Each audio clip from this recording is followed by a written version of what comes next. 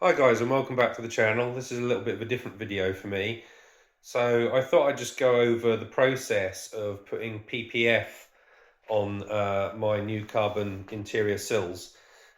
It's something that I've been wanting to master for a while, and I've had a bit of experimentation with mixed success doing exterior parts of the car. But on this particular part, I wanted to try and get it right. So obviously, the interior carbon parts of the Mclaren are all in sort of a matte satin carbon fibre. So appropriately, I had to source a matte satin paint protection film. Because the sills sit where you slide into the car, I think it is pretty essential to have some sort of protection on them to stop them from getting scratched and marked and scuffed. So fortunately, over the last year or two, there's a lot of different companies now that actually sell the materials. They sell the PPF by the roll, and you can also get kits all pre-cut, which is brilliant because previously it used to be very much the case that you were kind of like forced to go to a specialist, and therefore it was very difficult to DIY the job. I got mine from eBay. I bought a specific matte finish paint protection film to match the interior of the car, and it was relatively cheap. So I bought too much so that I had some spare. It cost me £35 to buy quite a large roll, which would give me enough for sort of basically 4 attempts, two on each side. And I took it from there. So to be blatantly honest, my first attempt was a complete disaster. So the real difficulty I had, because obviously this is quite a three-dimensional piece, is that the curvature of the molding was I couldn't get the PPF to adhere to it. So it was very much a learning process. So the first attempt, I pretty much completely gave up. The second attempt, I did much better, but was still left with a lot of air bubbles. Now, there are some basic things you will need when you do it.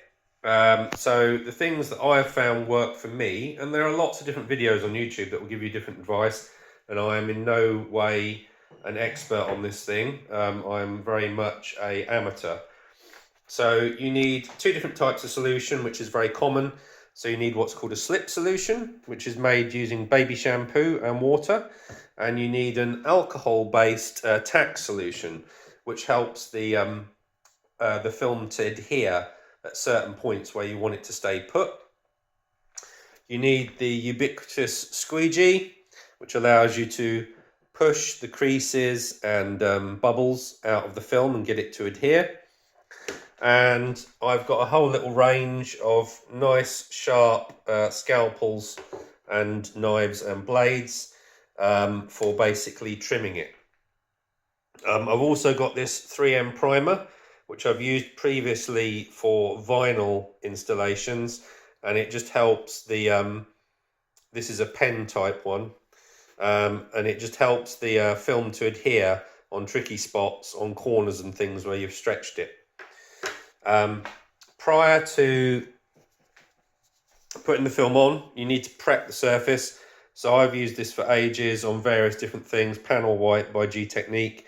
Again, it's an alcohol-based cleaning solution, which basically gets the surface completely grease-free. So clean the product first. Make sure it's nice and clean, grease-free with panel wipe or a similar alcohol solution. Then what you need to do is effectively cut your paint protection film to size. I laid it out on the table here, and then you soak it really heavily with your slip solution. You then also soak the panel that you are going to apply the film to heavily with slip solution.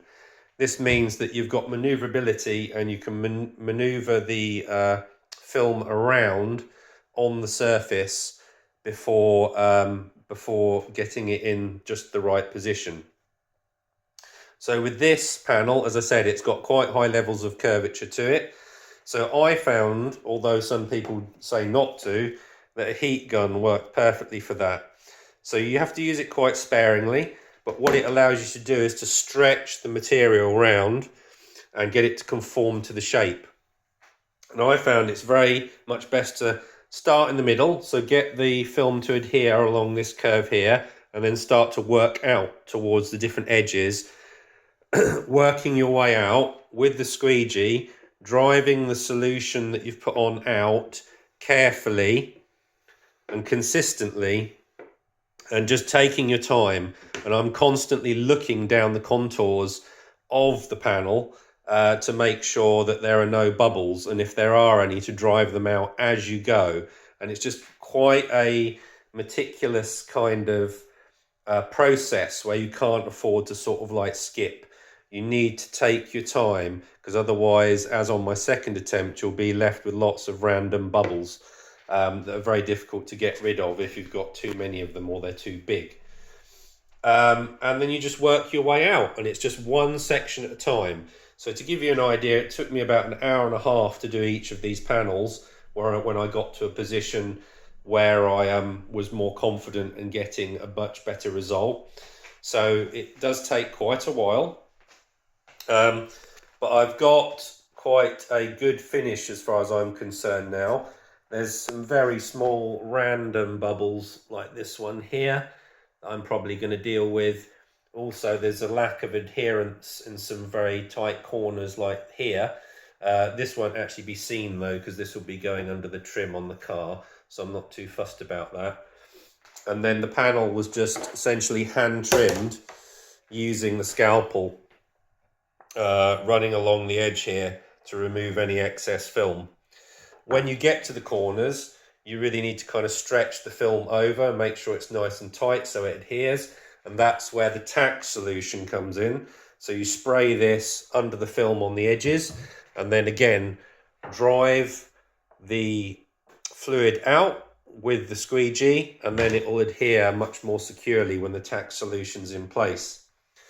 So yeah, just a quick little video, guys, to demonstrate that if you put your mind to it, you can get a really good result. I'm really, really pleased with the result. I think when it's in place, you won't be able to tell that it's got film on it. I've obviously done the other side as well. Once I'd mastered it, doing the second one, I got it all right first time.